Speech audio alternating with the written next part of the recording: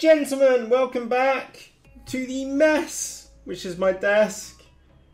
And I'm afraid it's bad news.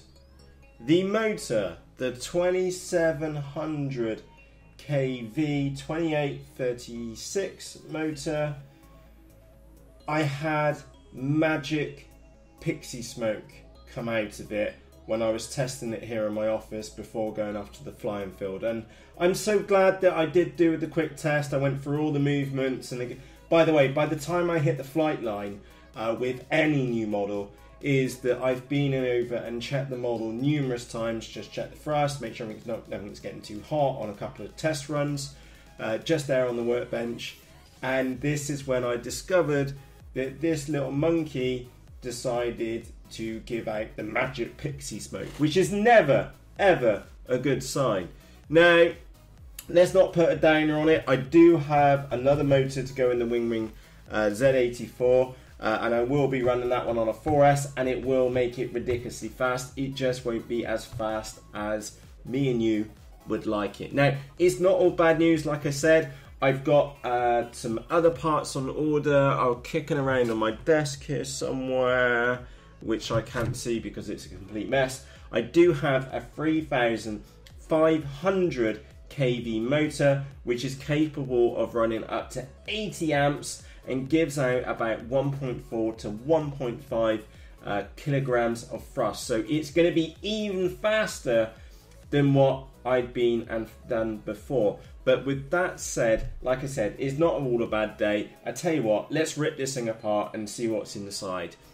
Now, before we go any further, it's worth pointing out that I'm sure you've seen things like this before. They're a speed controller. Now, the way which they work is really simple. You put direct current in here from your flight battery, and then which is 2 leads, and that's called direct current. And then with the 3 leads which come out, what you're actually doing is turning the direct current into a alternating current. And what happens inside the motor is that we'll find out in a few moments, there'll be lots of coil windings in there. And as this one, say this one and this, say the first two come on, is that will chug the motor around one turn. As the other two kick in, then it will chug the motor around the next stage, and then the other two will come on, and then what happens, what causes the motor to spin around.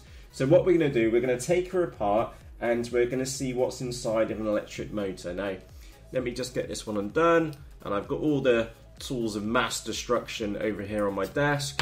And it's such a pity. I knew that this motor was such a fantastic one, and I've been over on Hobby Balls, and unfortunately they're not making them anymore, and I can't get them. I can't even order it from the Russian warehouse. Hey, I'm desperate here. I want to get this little WingWing flying in the air.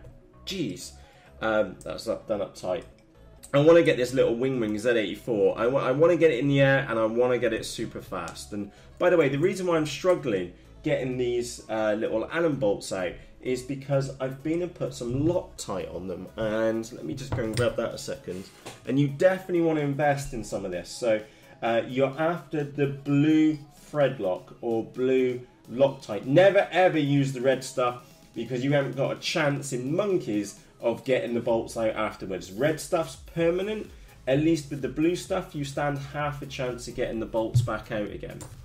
So let's get her undone. So this is going to take me a few seconds. And by the way, I will be keeping these pieces because I've also been in order a 2200 kV motor off Hobby Balls, and I'll be able to use.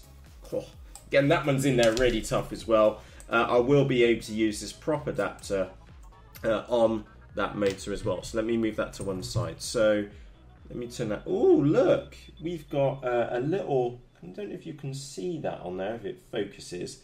There's a tiny little Allen grub screw in now, so we'll have her out as well. And hey, we'll undo that one as well. That must be holding onto the shaft, and again, they must have put some thread lock on that. So let's see if that will.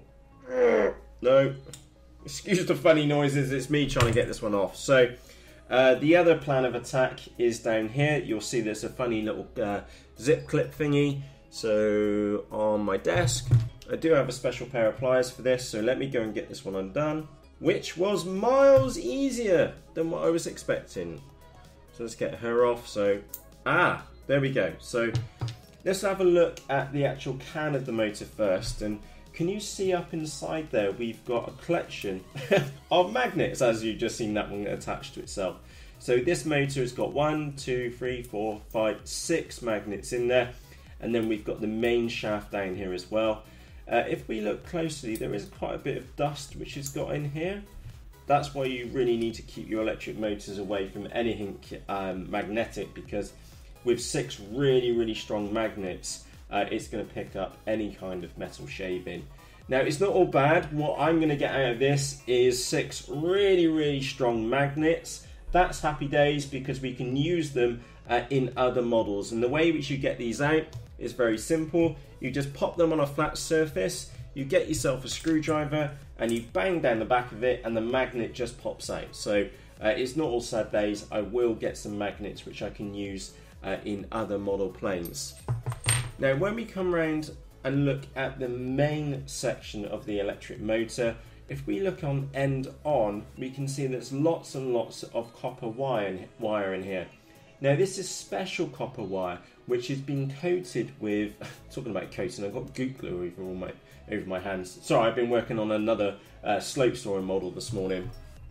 Is that if we look in here, we can see they've got special copper wire, and this copper wire is covered with an enamel. That's why you can wrap it up really tightly, but it's not shorting itself out. However, we can see, unfortunately, in there is that we've got some black cable in there, and what's happened, I've obviously put too much current through it, and it's totally my fault. I've got one of those bench thrust test stations which you've already seen me blow up a motor on, and now the count is now at 2, so I've obviously burnt out the windings. Now, if I was super nerdy, then I'd go on and see how many windings are on each of these motors and things like that. But ultimately, these motors are super cheap, and they're only like 15 quid. So am I going to go to the lengths of rewinding the electric motor? No, not a chance in hell. That's just not going to happen. Now, if I wanted to get this, I believe is it called a stator? By the way, you can correct me in the comments below. I believe it's called a stator, or that might be the outer part of the can. Is that the way in which you get that out is that if you have a look on the back of here, you'll see that there's a little ball bearing in there, and what you can do is just knock that downwards and you'll get this whole section out. Also, looking at the construction, we can also see that there's another bearing on here, and this is kind of what makes the difference between a cheap electric motor and an expensive electric motor. It's down to the components which you've used, and the bearings are one of the key components which can make the difference between an electric motor which lasts you a lifetime and a motor which only lasts you a short period of time. So that's it in short. That's, like I said, it's sad news that we cooked up this motor, but on the bright side, we got to see inside of an electric motor. I'm going to get some free magnets. I will just clip these wires off as well, so I've got some spare 3.5mm pushy doodads, and I'll chuck them in the toolbox just in case I ever run short. Besides that, there's not much else which I can salvage from this. Now, getting on to the good side, what I do have, and by the way, I've already been and installed this in here. I've got a Turnigy D2826 motor, so slightly smaller than this one, which obviously means less torque, and it runs at 2200 kV. Now, I've been and done my research over on the interwebs and found that you can run those motors with a 4S battery if you keep the cooling kind of high.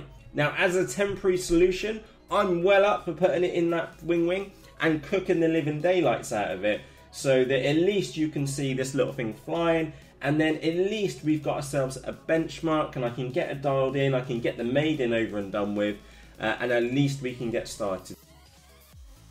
Oh, quickly, before I go, is that, can you just see inside of that can? Let me find something to point this out for you.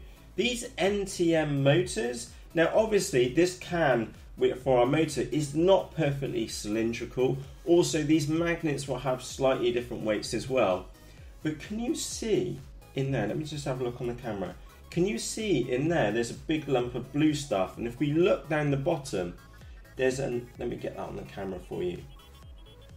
Aha, like so. There's a big lump of blue goop down that side, and there's another big lump of blue goop down that side as well.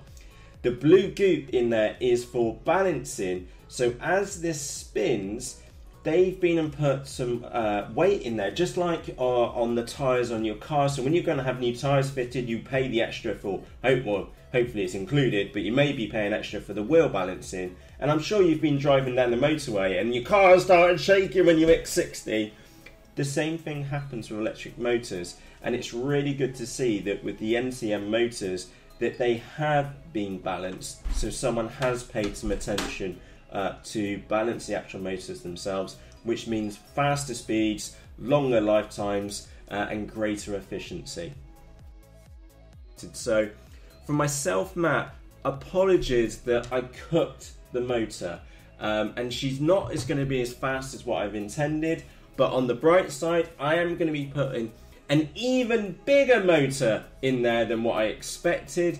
That's got to be happy days. So with that said, for myself, Matt, thank you ever so much for watching this video.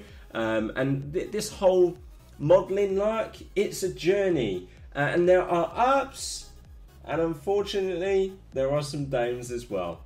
So with that said, for myself, Matt, cheerios!